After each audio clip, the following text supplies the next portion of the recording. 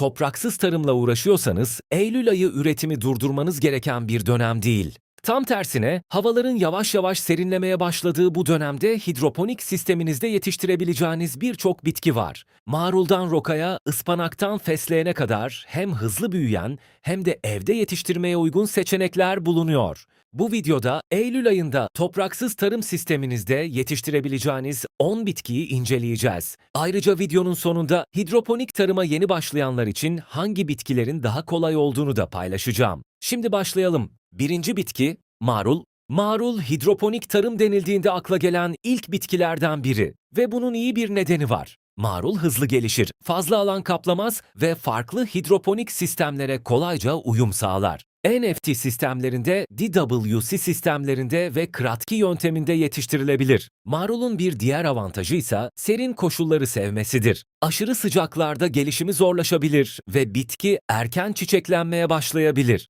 Bu nedenle Eylül ayının serinleyen havası birçok marul çeşidi için oldukça uygun olabilir. Tohumdan hasada kadar geçen süre çeşide ve yetiştirme koşullarına göre değişir. Ancak uygun koşullarda yaklaşık 4 ila 7 hafta içerisinde hasat seviyesine ulaşabilirsiniz. Üstelik marulu tamamen sökmek yerine dış yapraklarını düzenli olarak hasat ederek daha uzun süre üretim yapabilirsiniz. İkinci bitki, roka. İkinci sırada hızlı büyümesiyle öne çıkan bir başka yapraklı sebze var, roka. Roka, küçük hidroponik sistemler için oldukça kullanışlı bir bitkidir. Fazla alan gerektirmez ve uygun koşullarda hızlı şekilde gelişir. Roka yetiştirirken özellikle sıcaklığa dikkat etmek gerekir. Çünkü yüksek sıcaklık bitkinin erken çiçeklenmesine neden olabilir. Bu durum yaprakların tadının daha acı hale gelmesine yol açabilir. Eylül ayında sıcaklıkların düşmeye başlaması bu nedenle roka yetiştirmek için güzel bir fırsat sunar. Eğer hidroponik tarıma yeni başladıysanız ve hızlı sonuç görmek istiyorsanız, roka iyi bir başlangıç olabilir. Üçüncü bitki ıspanak. Üçüncü sırada ıspanak var. Ispanak, serin havaları seven bitkilerden biridir. Bu nedenle sonbahar döneminde yetiştirmek oldukça mantıklıdır. Hidroponik sistemlerde ıspanak yetiştirirken en önemli konulardan biri kök bölgesinin yeterince oksijen almasını sağlamaktır. Çünkü sağlıklı kökler, sağlıklı yaprak gelişiminin temelidir. Ispanak, marul veya roka kadar hızlı gelişmeyebilir. Bu nedenle biraz daha sabırlı olmak gerekir. Ancak doğru sıcaklık, yeterli ışık ve dengeli besin çözeltisi sağlandığında oldukça verimli sonuçlar alınabilir. Dördüncü bitki maydanoz. Dördüncü bitkimiz maydanoz. Maydanoz günlük mutfakta en sık kullandığımız yeşilliklerden biri. Ancak hidroponik sistemlerde yetiştirirken biraz sabırlı olmak gerekir.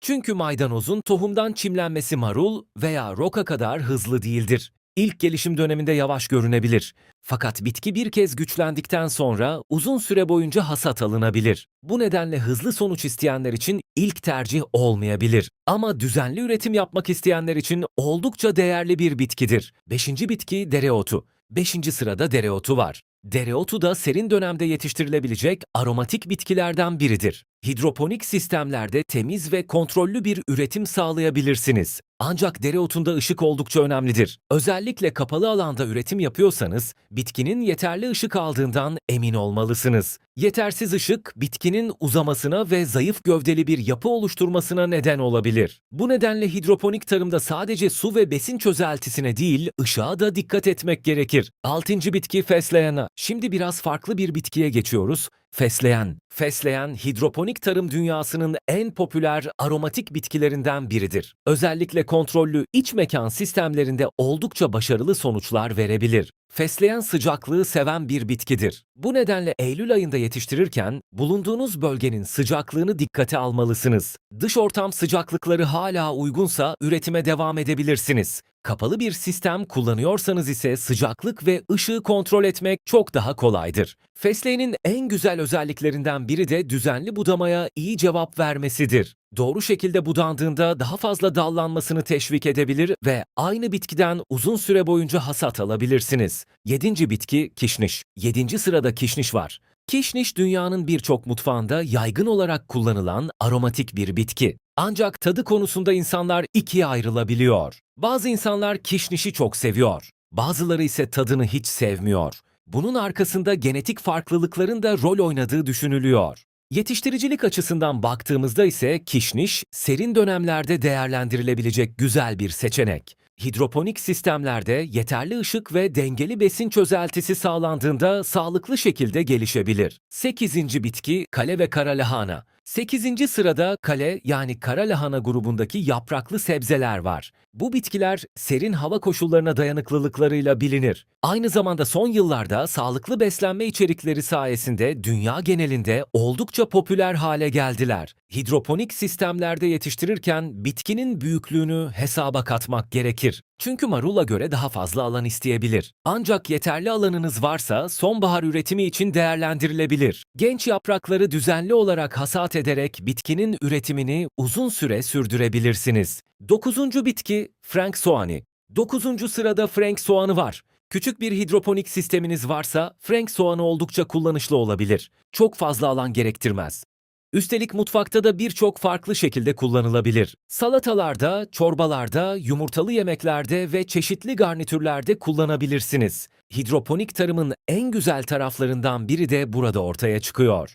Devasa bir tarım alanına ihtiyacınız yok. Bazen küçük bir sistem bile mutfağınızda düzenli olarak kullanabileceğiniz taze ürünler sağlayabilir. 10. bitki tere ve listenin son bitkisi tere. Tere hızlı sonuç almak isteyenler için oldukça güzel bir seçenek. Küçük yapısı sayesinde sınırlı alanlarda yetiştirilebilir. Ayrıca büyüme süresi birçok büyük sebzeye göre daha kısadır. Bu nedenle hidroponik tarıma yeni başlayanlar için oldukça cazip olabilir. Çünkü yeni başlayanların yaptığı en büyük hatalardan biri çok uzun süre beklemeleri gereken bitkilerle başlamaktır. Oysa hızlı sonuç almak motivasyonu artırır. İlk hasadınızı aldığınızda sisteminizin nasıl çalıştığını çok daha iyi anlamaya başlarsınız. Peki hangisiyle başlamalı? Şimdi en önemli soruya gelelim. Eylül ayında hidroponik tarıma yeni başlıyorsanız hangi bitkiyle başlamalısınız? Benim ilk 3 önerim marul, roka ve tere.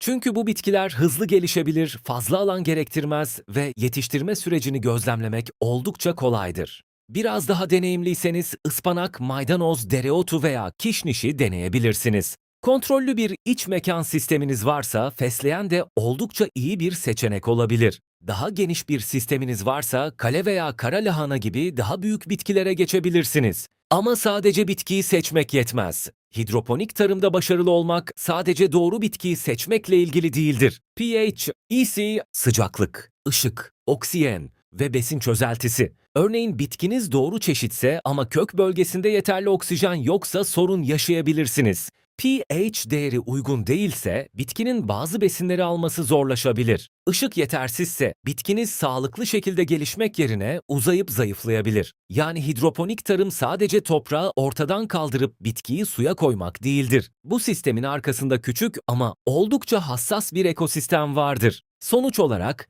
Eylül ayı hidroponik üretiminizi planlamak için güzel bir dönem. Havaların serinlemesiyle birlikte marul, roka, ıspanak ve tere gibi birçok yapraklı bitki için uygun koşullar oluşabilir. En iyi bitki, sisteminizin koşullarına en uygun olan bitkidir. Bu nedenle üretime başlamadan önce sıcaklığınızı, ışığınızı, pH ve EC değerlerinizi kontrol edin.